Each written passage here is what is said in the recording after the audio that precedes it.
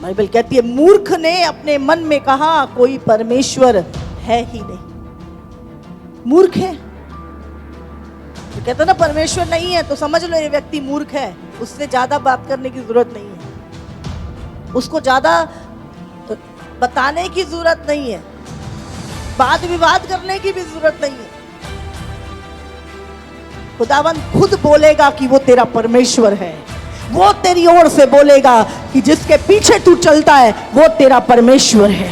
इसलिए बाइबल कहती है मूर्ख को उसकी मूर्खता के अनुसार उत्तर मत दो।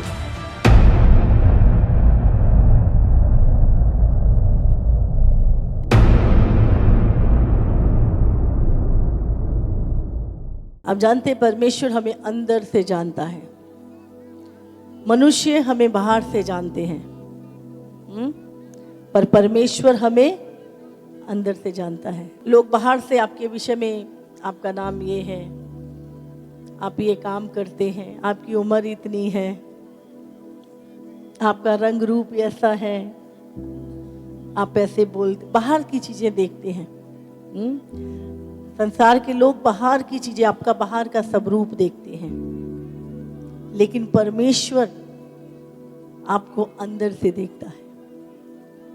परमेश्वर आपके मन को देखता है। अब आपको संसार की नजर में खूबसूरत बनना है या परमेश्वर की नजर में, ये चुनाव आपका है। हमें किसको अपने आप को दिखाना है, लोगों को या परमेश्वर हमें देखे। बाहर की खूबसूरती, बाहर की चीजें एक दिन खत्म हो जाएंगी, लेकिन जो आपके भीतर की चीजें हैं वो कभी ना मरेंगी, और उसी का प्रतिफल परमेश्वर के सामने एक मनुष्य पाता है। बाहर की चीजों से नहीं पाता, अंदर से आप क्या है। और बाइबल कहती है परमेश्वर की आंखें हमारे बाहरी रूप पे नहीं पर हमारे मन पे लगी रहती हैं। परमेश्वर हमें बाहर से नहीं हमारे मन को जांचता है, परखता है। बाहर के रूप का ज्यादा ध्यान रखना या अंदर की, पर हम रखते कहाँ का है? शरीर का ध्यान रखते हैं, आत्मा का? शरीर का ज्यादा रखते हैं। 24 घंटे हम शरीर का ध्यान ज्यादा रखते हैं, हमारा फोकस उसी पे लगा रहता है, जबकि परमेश्वर वो नहीं देखता। बाइबल कहती है तुम्हारा श्रृंगार, बाल गूंथना, और बाहर की चीजें नहीं। तुम्हारी जो सजावट है, तुम्हारी जो सुंदरता है, तुम्हारे जो गुण हैं वो अंदर के हैं। नम्रता, दीनता। परमेश्वर उन चीजों के ऊपर, उन चीजों को देखकर आपको अपना असली धन सौंपता है। बहुत सारे लोग परमेश्वर का आदर केवल होठों से करते हैं। प्रभु हम तुझे प्यार करते हैं, हाँ प्रभु, नहीं प्रभु ही हमारा सब कुछ है। थोड़ी ही समय बाद हमारे निर्णय, हमारी बातें, हमारी चीजें सब शरीर के द्वारा होती है। हम होठों से तो प्रभु को आदर करते हैं, पर जब डिसीजन लेने का समय आता है तो हमारे डिसीजन शारीरिक होते हैं। तब हम आत्मा की नहीं पूछते कि आत्मा की मर्जी है कि नहीं, पवित्र आत्मा की इच्छा है कि नहीं, परमेश्वर चाहता है कि नहीं। तब हमारे डिसीजन जो होते हैं वो शरीर के होते हैं, और इसी से हमें पता लगता है, सचमुच प्रभु हमें जांचता है कि ये लोग होठों से तो मेरा आदर करते हैं पर इनका मन मुझसे बहुत दूर है। कैसे पता चलता है कि हम परमेश्वर के साथ हैं, हम परमेश्वर का अंदर से हम प्रभु का आदर कर रहे हैं? हमारे डिसीजन, हमारा प्रतिदिन चलना। जब हम मनुष्य को नहीं मनाते, हम परमेश्वर को प्रसन्न करते हैं। हम 10 लोगों की हामी में हामी नहीं भरते, हम परमेश्वर के साथ अकेले खड़े रहते हैं। हम होठों से आदर नहीं करते, पर अपने जीवन में, अपने कामों से हम परमेश्वर का आदर करते हैं। अपने जीवन से, अपनी बातों से, अपने डिसीजन से प्रभु का आदर करें। 2 तरह के लोग हमेशा इस संसार में आपको मिलेंगे। एक वो जिनकी निर्भरता हमेशा प्रभु पे रहेगी, वो अपनी बुद्धि का सहारा नहीं लेंगे, वो परमेश्वर के वचन को क्लेम करते हैं और अपने कामों को सही रीति से करते हैं। उनके डिसीजन, उनकी बातें, उनकी चीजें, उसमें कोई मिलावट नहीं। जैसा प्रभु ने कहा है हमें वैसा ही चलना है। प्रभु का ये वचन नहीं है, प्रभु का मुझे ये नहीं करना, चाहे कितना ही नुकसान उठाना पड़े।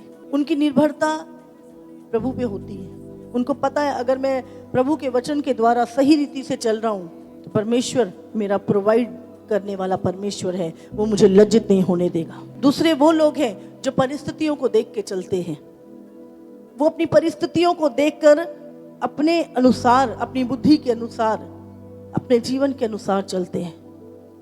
उनकी निर्भरता परमेश्वर पे नहीं होती, उनकी निर्भरता उनके अपने माइंड के ऊपर, अपने दिमाग, अपनी चीजें, अपनी युक्तियां, अपनी योजनाएं, लोगों के ऊपर, प्रधानों के ऊपर और बहुत सारी चीजों के ऊपर, धन के ऊपर उनकी निर्भरता होती है। और ऐसे लोगों में कभी भी पीस पाई नहीं जाती, शांति नहीं होती उनके अंदर, हमेशा हड़बड़ाहट रहती है। कहते तो हैं हम प्रभु का आदर करते हैं, हम प्रभु को जानते हैं, पर निर्भरता उनकी परमेश्वर पे नहीं होती। दो तरह के लोग, एक जो पूरी निर्भरता प्रभु पे और एक वो जिनकी निर्भरता मनुष्यों पे, धन पे और अपनी बुद्धि पे होती है। और ऐसे लोग सारी जिंदगी संघर्ष करते हैं। जब आप अपनी निर्भरता परमेश्वर पे रखते हैं, आपका रिलेशन प्रभु के साथ बहुत स्ट्रांग होता जाता है। मैं सच बता रही हूँ, आपका रिश्ता, आपका कनेक्शन, आपकी रिलेशनशिप प्रभु के साथ बहुत अधिक स्ट्रांग होती है जब आप अपनी निर्भरता को प्रभु पे रखते हैं। और प्रभु भी इस बात को जानता है कि ये व्यक्ति अपनी परिस्थिति की ओर नहीं देख रहा, ये अपने पहाड़ की ओर नहीं देख रहा, ये किसी मनुष्य की ओर भी नहीं देख रहा, ये व्यक्ति किसी प्रधानों की ओर नहीं देख रहा, ये व्यक्ति केवल मुझसे प्रार्थना कर रहा है। और इसने सारे कनेक्शन कट करके इसने अपनी निर्भरता मुझ पे कर रखी है। बाइबल में लिखा है, सारपत में बहुत सारी विधवाएं थी, लेकिन परमेश्वर ने उस विधवा के पास भेजा। प्रभु को पता है कि इस व्यक्ति की निर्भरता कहाँ है। आज परमेश्वर चाहता है इस अंतिम दिनों में हम अपनी निर्भरता को प्रभु के ऊपर रखें, नहीं तो आने वाले समय में हम धोखा खाएंगे। हमें लगेगा वो व्यक्ति वो कुछ नहीं। मूसा ने अपनी निर्भरता प्रभु पे रखी, एक वो जो प्रभु की सुन के चलते हैं और एक वो जो अपने दिमाग से चलते हैं। मूसा की पूरी निर्भरता परमेश्वर के ऊपर थी। प्रभु ने बोला मन्ना दूंगा, वो जाके बोलता था प्रभु देगा। मैं सोचती हूँ कि अगर उनकी निर्भरता प्रभु पे ना होती, कितना मुश्किल था चलना। और जिन लोगों ने अपनी निर्भरता को परमेश्वर से हटाया, वही लोग नाश हुए रास्ते में, वो कुड़कुड़ाने लगे।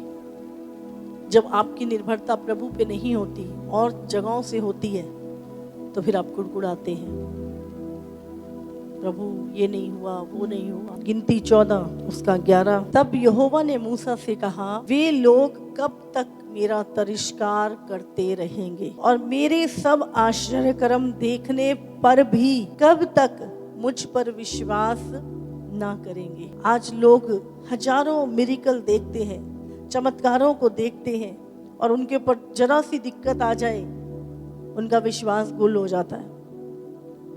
यहाँ पर परमेश्वर कह रहा है, ये कब तक? लाल समुद्र 2 भाग हुआ।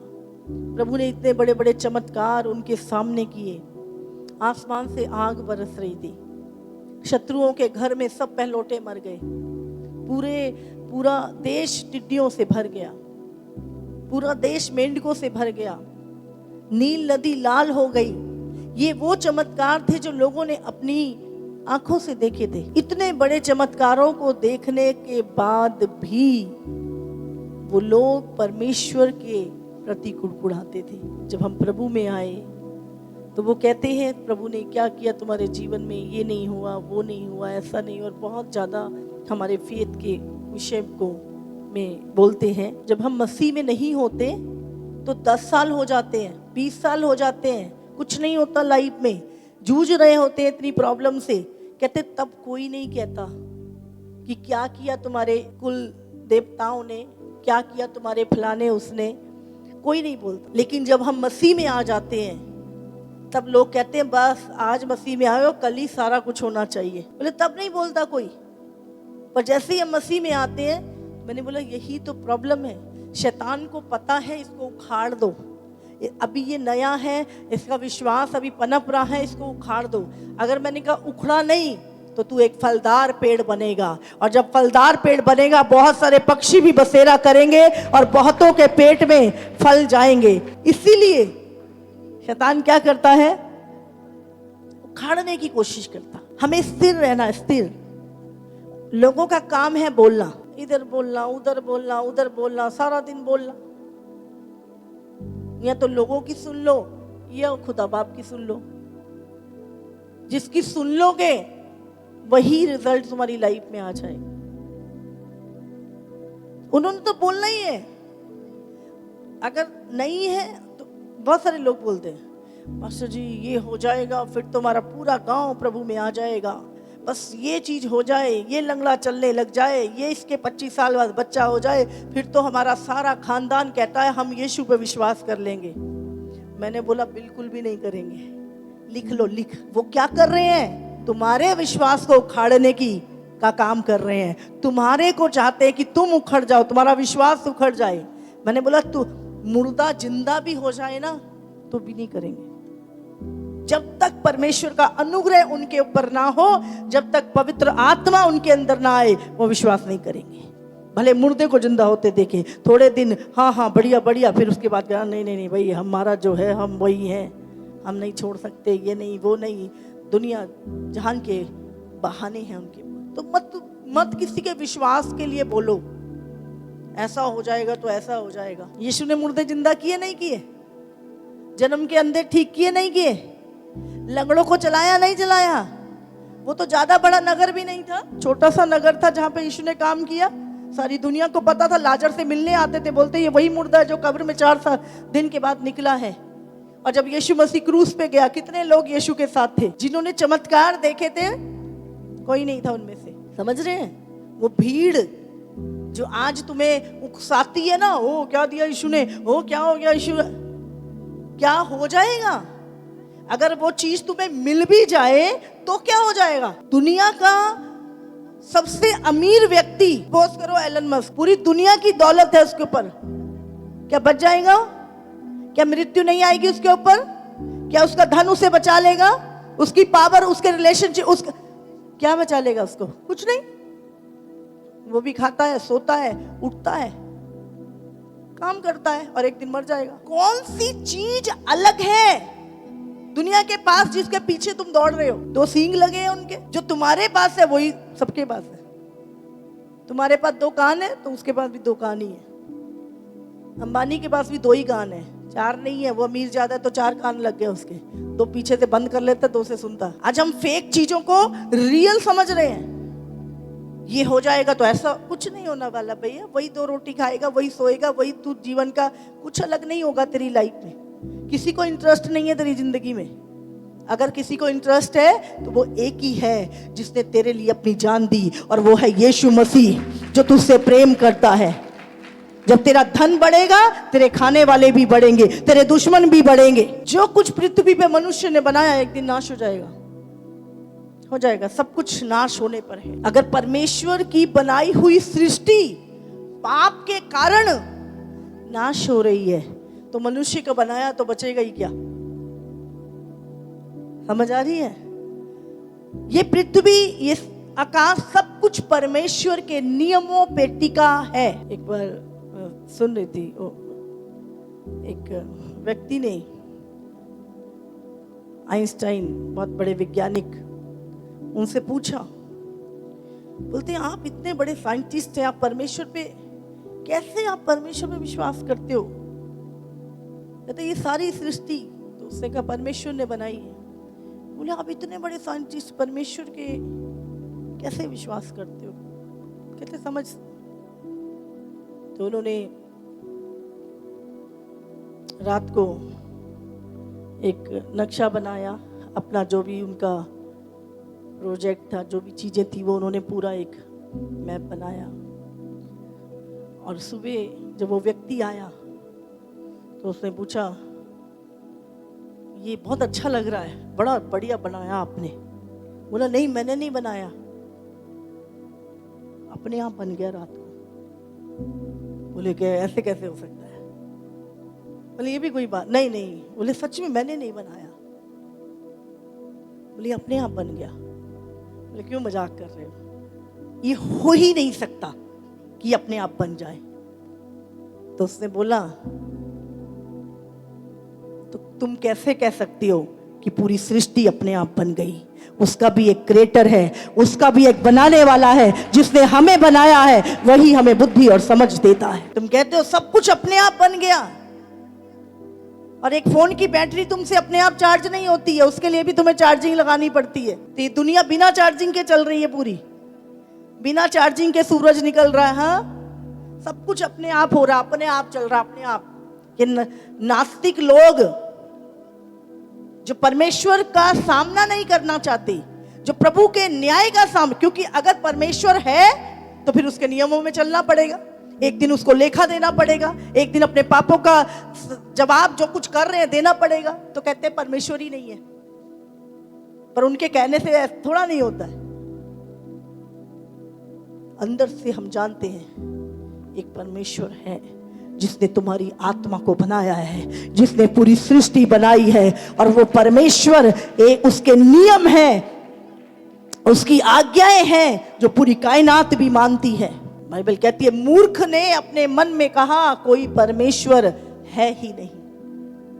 मूर्ख है जो कहता ना परमेश्वर नहीं है, तो समझ लो ये व्यक्ति मूर्ख है। उससे ज्यादा बात करने की जरूरत नहीं है, उसको ज्यादा बताने की जरूरत नहीं है, वाद विवाद करने की भी जरूरत नहीं है। खुदावंद खुद बोलेगा कि वो तेरा परमेश्वर है, वो तेरी ओर से बोलेगा कि जिसके पीछे तू चलता है वो तेरा परमेश्वर है।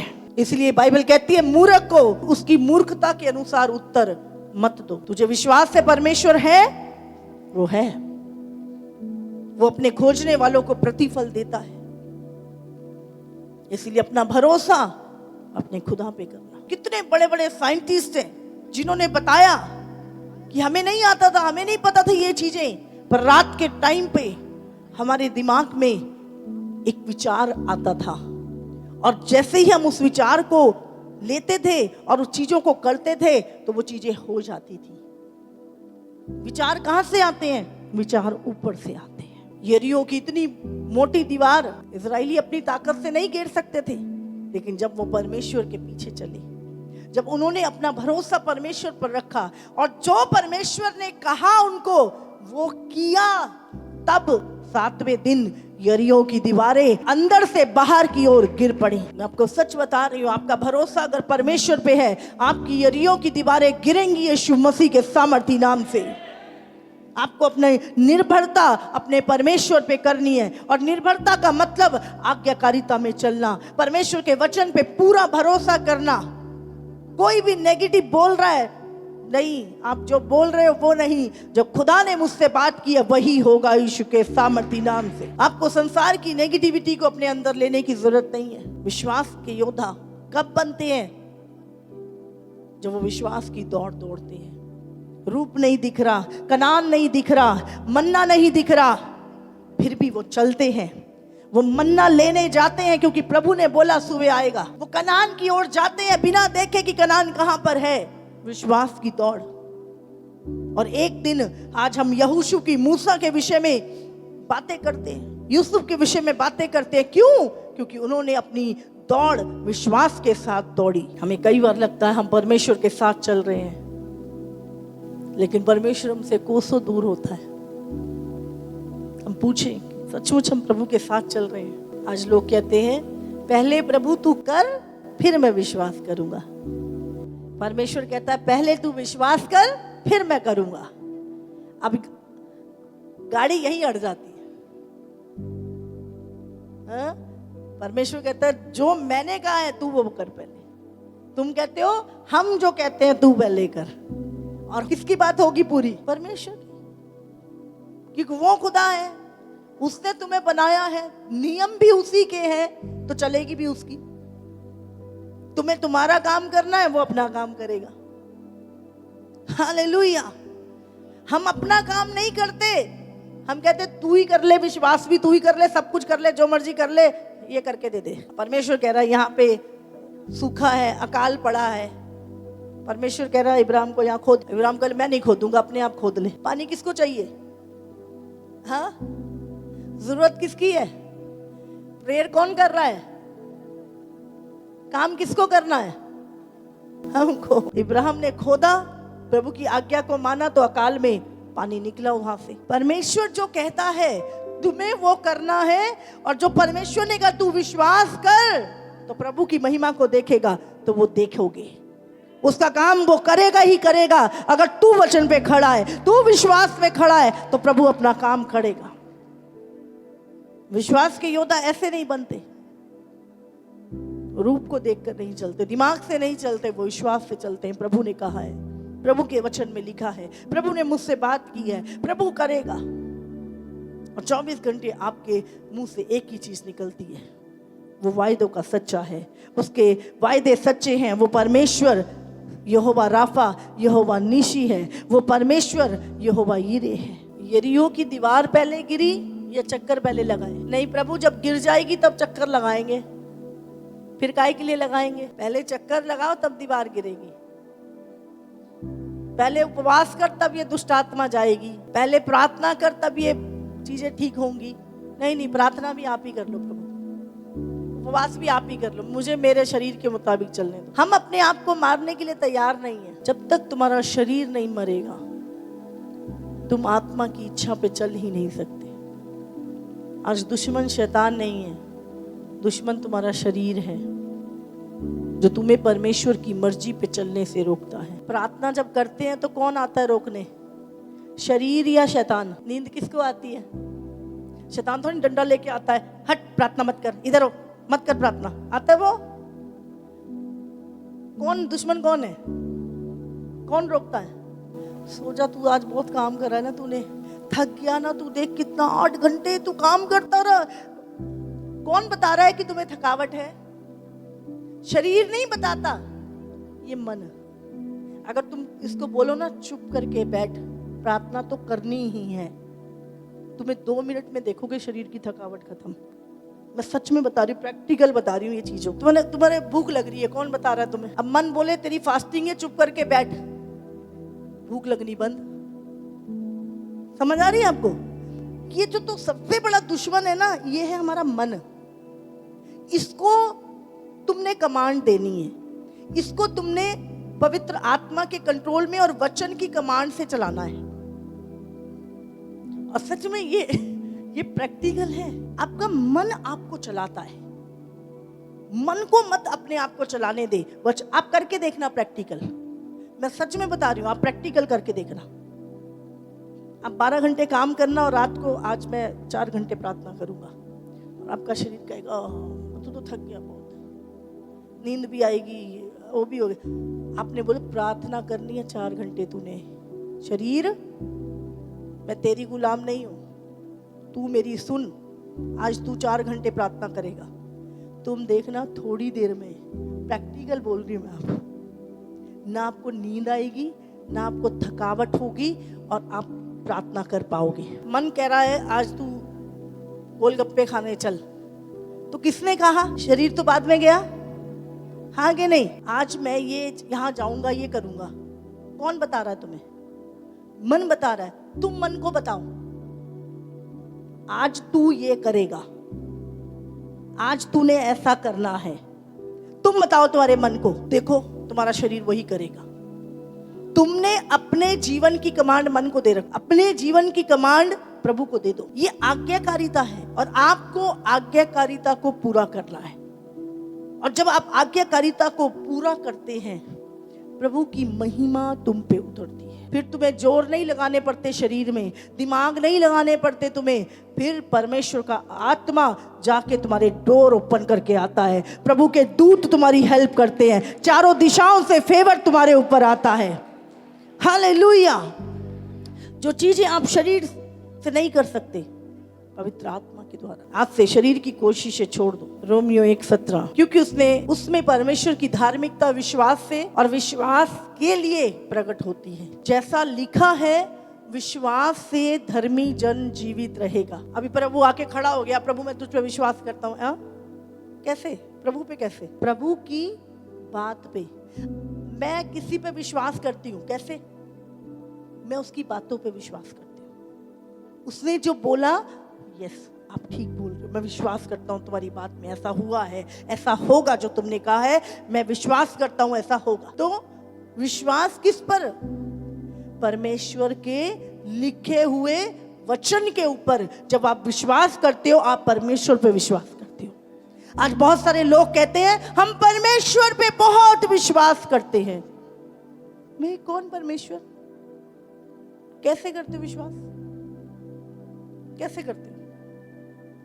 जो उसने कहा है उसके ऊपर विश्वास करना कि जो कहा है वो सत्य है और वैसा ही होगा। ये है विश्वास, ये है प्रभु पे विश्वास करना। अपनी बुद्धि का सहारा ना लेना। हवा कौन देता है? पानी कौन देता है? खाने को अन्न कौन देता है? तो सारी चीजें तो परमेश्वर देता है। तो हम अपने कामों पे क्यों विश्वास करते हैं?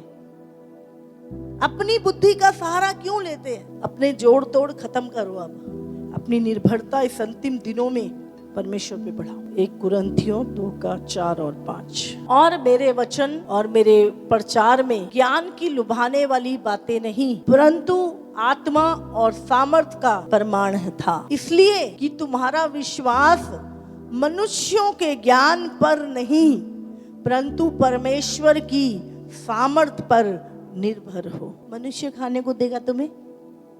मनुष्य ऑक्सीजन, एलन मस्क को ऑक्सीजन चाहिए नहीं चाहिए? हाँ, वो किसकी ऑक्सीजन ले रहा है? किसका उगाया खा रहा है? किसका पानी पी रहा है? सारी चीजें वो परमेश्वर की ले रहे हैं, सारी दुनिया ले रही है। और हमारी निर्भरता संसार के ऊपर। दुनिया के बड़े से बड़े साइंटिस्ट क्या कर रहे हैं आज? परमेश्वर की बनाई हुई चीजों की खोज कर रहे हैं, रिसर्च करते हैं। वो किसकी रिसर्च करते हैं? प्रभु की बनाई हुई क्रिएशन की। इसीलिए अपनी जो निर्भरता है वो मनुष्य के ज्ञान पे मत रखो। ये हो जाएगा, वो कर लेंगे, ऐसा कर लेंगे, ऐसा हो जाएगा। सचमुच जब इंसान ने अपनी बुद्धि लगानी शुरू की ना, प्रॉब्लम तभी शुरू हुई। पहले सब अच्छा था।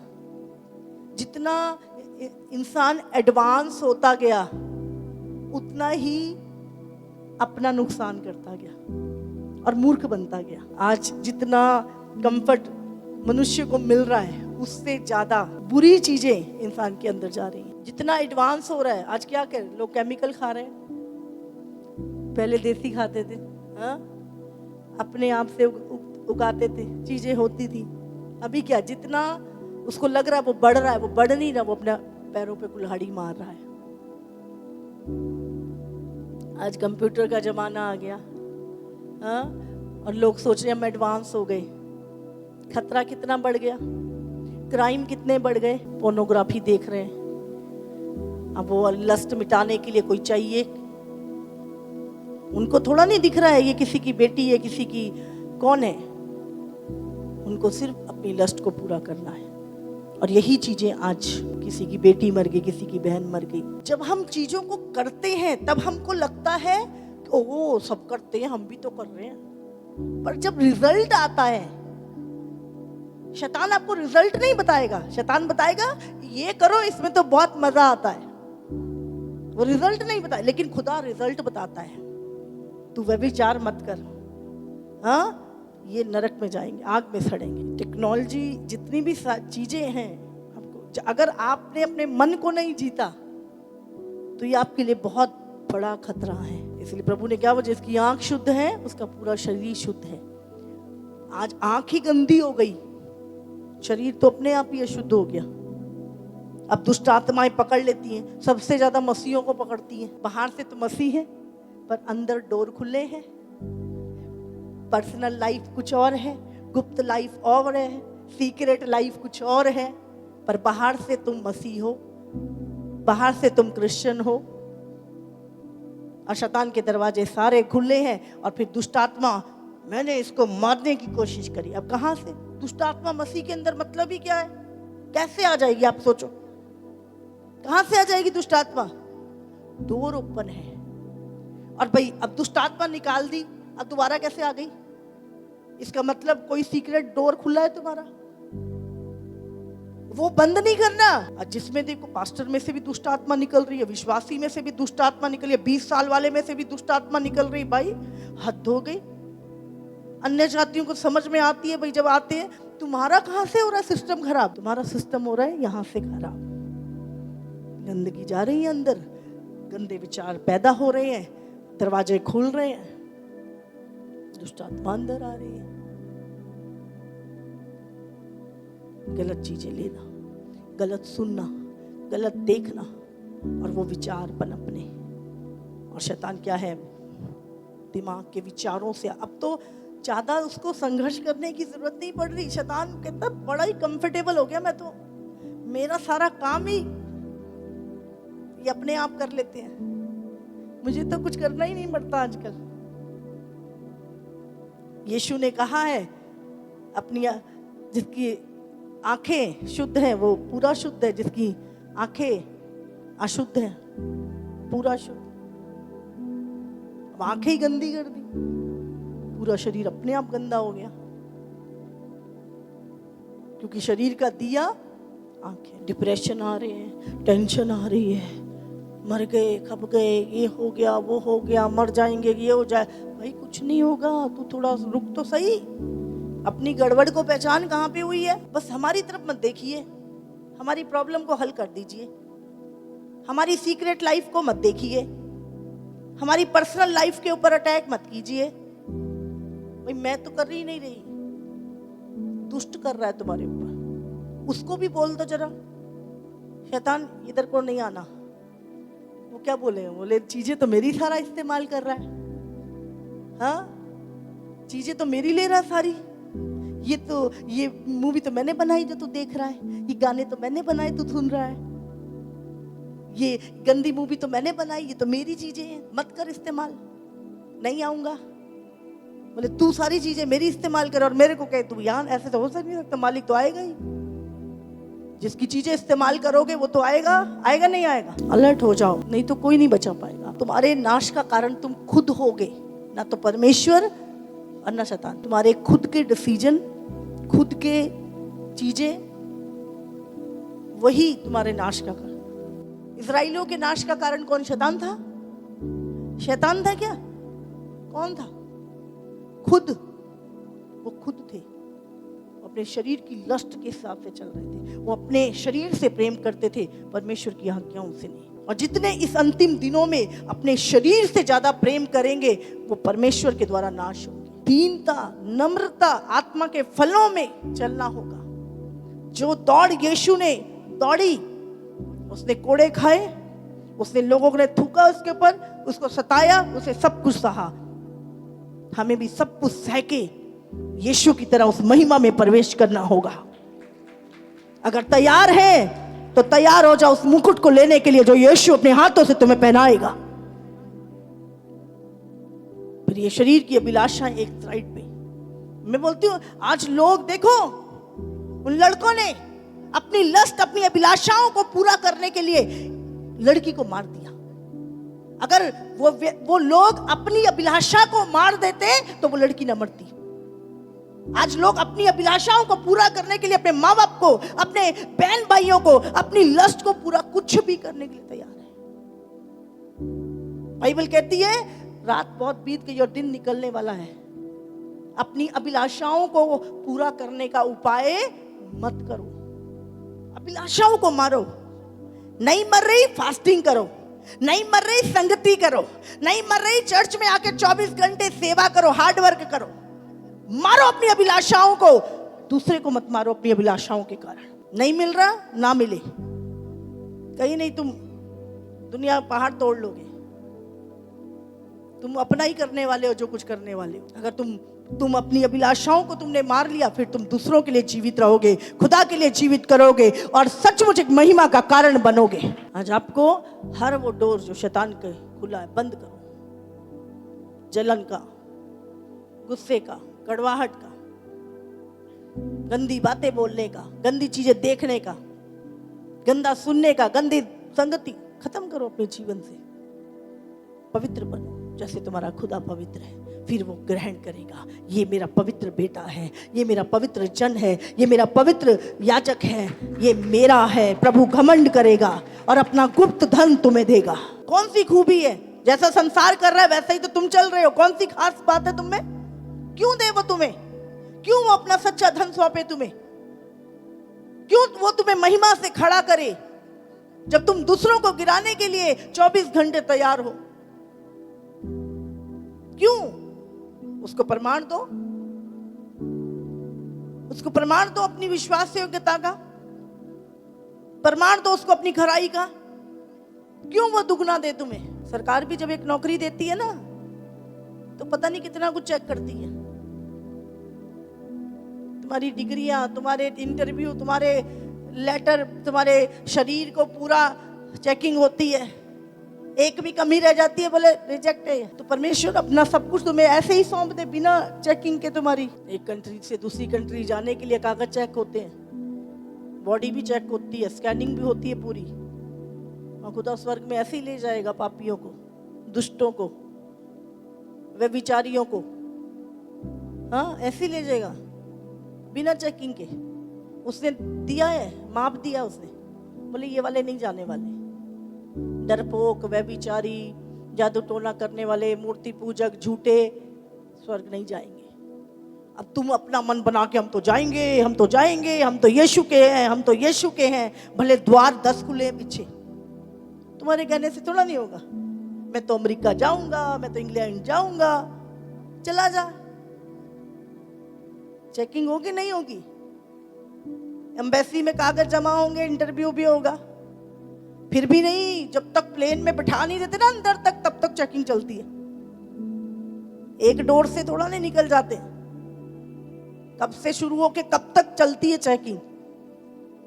और फिर भी जरा बहुत निकल जाए तो प्लेन में से उतार देते हैं, बोले भाई गड़बड़ है, उतरो, चेकिंग है, अगले प्लेन में भेजेंगे, पहले पूरे। तो संसार के लिए तो तुम बहुत इंटेलिजेंट हो, दुनिया के लिए तो तुम सारे कागज पूरे कर लिए तुमने। हाँ, यही काम अगर आत्मा में कर लो, भाई प्रभु आ रहा है, यीशु आ रहा है लेने हमें, क्या मेरे कागज पूरे हैं? क्या मैं आत्मिक रूप से फिट हूं? क्या कोई गोली वोली छुपी तो नहीं है कहीं पे? सामान वमान ठीक है मेरा? शैतान तो बैठा है तुम्हें फंसाने को। तुम्हें देखना है, तुम्हारा दूसरा नहीं देखेगा, पास्टर नहीं देखेगा तुझे, तेरा सामान की। वहां पे लिखा होता है ना रेलवे स्टेशन पे, हाँ क्या लिखा होता है? सवारी अपने सामान की सुरक्षा करे, खुद ही जिम्मेवार है। तो तुम्हारी जिंदगी के जिम्मेवार तुम हो, मैं नहीं हूं। मेरा काम है जो मुझे बताना है, जो बोलने के लिए रखा है वो मुझे बताना है। चलना ना चलना तुम्हारा काम है, तुम्हारे जीवन की जिम्मेवारी तुम्हारी है। तुम्हारे हस्बैंड की नहीं है, तुम्हारी वाइफ की नहीं है, तुम्हारे बच्चों की नहीं है, तेरी खुद की है। जितना अपने शरीर का ध्यान रखते हो, अपने इस लाइफ का ध्यान रखते हो, उससे भी अधिक अपनी आत्मिक लाइफ का भी, उसकी भी स्कैनिंग किया करो, उसको भी रोज तोला करो। बाइबल में लिखा बहुत सारे लोग तराजू में तोले जाएंगे, उनका प्यार भी तोला जाएगा, उनका विश्वास भी तोला जाएगा, उनकी आज्ञाकारिता भी तोली जाएगी। पर बहुत सारे लोग तोल में हल्के निकलेंगे, इसलिए ध्यान रखें। वचन का तोल बहुत भरमाने वाले, डराने वाले, तुम्हारे प्रेम को ठंडा करने वाले, तुम्हें संसार की ओर ले जाने वाले, मिस्र में वापस ले जाने वाले। पहले वाली जिंदगी बढ़िया थी भाई, पहले सब ठीक था, अभी देखो क्या है। अभी जिस चीज के लिए तू कर रहा है वो मिलेगा नहीं तेरे को। कितना बड़ा इनाम रखा है तेरे लिए। हालेलुया।